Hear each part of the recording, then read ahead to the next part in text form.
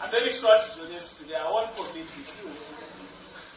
I'm saying one of the things that the late President Mandela would have said in the context of geopolitics and the history of struggle that we wage to liberate ourselves in this country and the critical role of international solidarity. He once said in US, in a big stage of the world, that one of the mistakes which some political analysts make is to think that their enemies should be our enemies. Our attitude towards any country is determined by the attitude of that country to our struggle. Yasser Arafat, Colonel Gaddafi, Fidel Castro support our struggle to the hip. There is no reason whatsoever why we should have any hesitation about hailing their commitment to human rights as they are being demanded in South Africa. They do not support the anti-apartheid struggle only in rhetoric. They are placing resources at our disposal for us to win the struggle. That is the position. We are living today under very difficult conditions with the eruption of this war between Russia and Ukraine. There are people who want to dictate to us what must we say, what must we think. There are people who want to constrain our movement. There are people who are openly saying, Putin, if he put his foot on this land of ours, he should be arrested. I think Parks have already said we reject that with contempt. The most urgent message for NUMSA, which must vibrate across the world, is that the current NATO unleashed war against Russia, presented as a Russia-Ukraine war, when in fact it is a proxy war led by the empire, the United States of America, must end. We are very reasoned as metal workers without a shadow of doubt that it is correct, it is scientific, that is, it is unnecessary and unacceptable war, and it must end. This war is no good, regardless of whether you are a Russian, you are Ukrainian, you are an American, or from the rest of Europe, particularly for working class. It only benefits those countries whose economy is centered on military armaments. We remain vehemently opposed to an agenda that calls on South Africa not to touch coal, when the baseload of the very West, led by the United States of America and US, is on coal, is on gas, is on nuclear. In fact, whilst we are told don't touch coal, we see trucks, loads and loads, the demand has gone up. Our coal leaving our country about 700%. The question is, where is this coal going? If we must stay in darkness, we must not touch it, but it must go to Europe, it must go to the United States of America. And I think one country that have done very well in this front that didn't care about climate goals commitment. It prioritized its people and its economies, Germany. At the back of the fight between Russia and Ukraine, which we're talking about, remember we're saying that fight must end. Not so. There's no need to try and win us. In fact, NUMSA must call an agent meeting with the American ambassador in South Africa, Pax. He's been trying to invite us in many gatherings. We must invite ourselves to American embassy. All of us, can we go to American embassy? We can. Can we clap hands that we're going there? We're not going there for politics. We're not going there to investigate which army and what. We're going there to communicate one message. That instead of organizing weapons, of attacking and to kill people, the simplest thing that must do, NATO must get out of Ukraine, and the war must end, and it must end immediately. America sent chickens here. And it happens that America, we're eating chickens from America in terms of Alcoa. But we manufacture cars as metal workers. BMWs, we've got a huge market with US.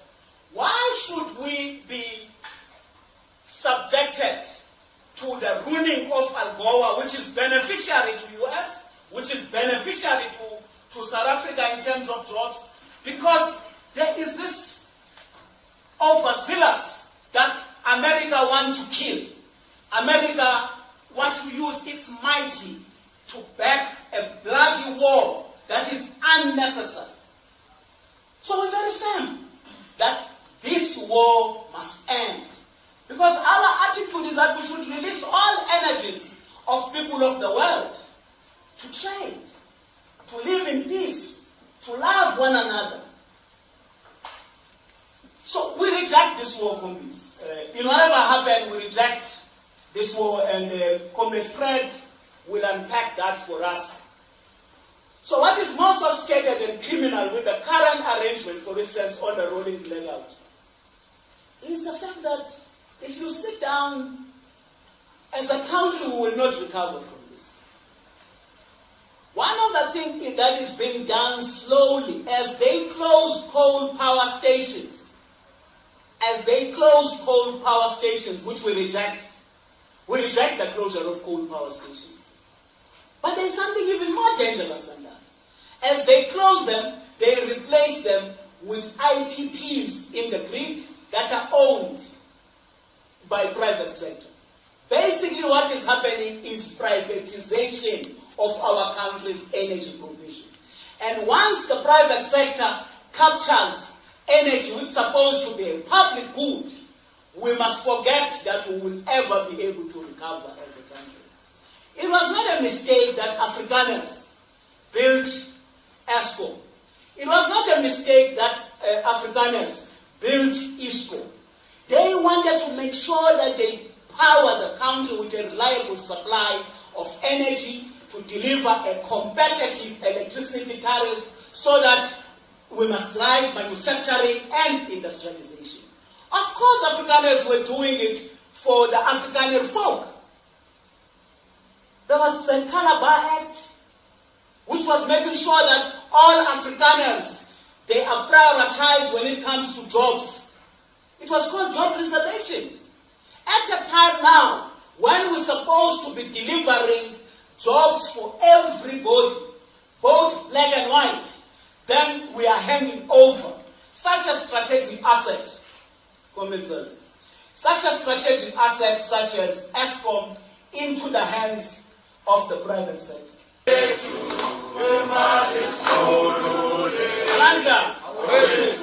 Comrades, the political and ideological significance of Comrade Fred's presence today, who's our keynote speaker, is that when it was not fashionable to give solidarity, when people who claimed they were prepared to give us solidarity against brutal racist apartheid regime, we know that there were few who stood with us to declare apartheid as a crime against humanity.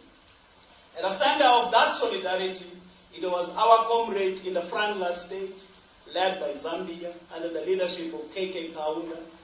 It was Cuba that gave us all kinds of support and the revolutionary military forces that this continent needed to fight colonialism, imperialism, and repressive regimes in the Battle of Puto Guanaba in Angola.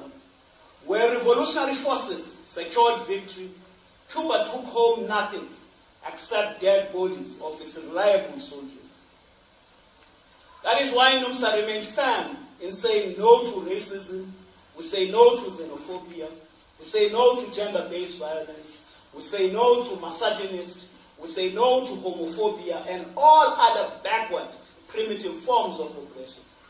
We are non-racial and we are for a progressive modern class world where humanity wins against greed of the capitalist system.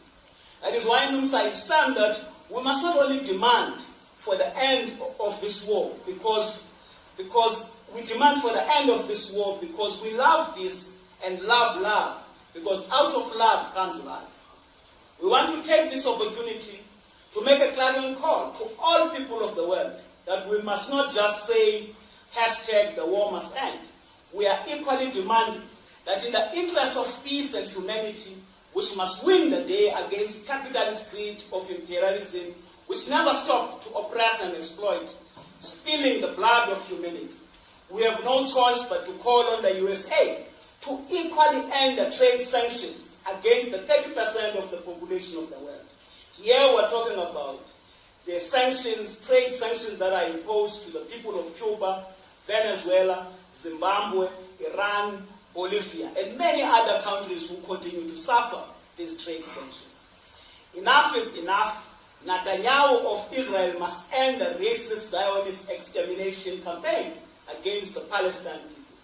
We must support the Palestinian people to overthrow the settler colonial occupation of their land.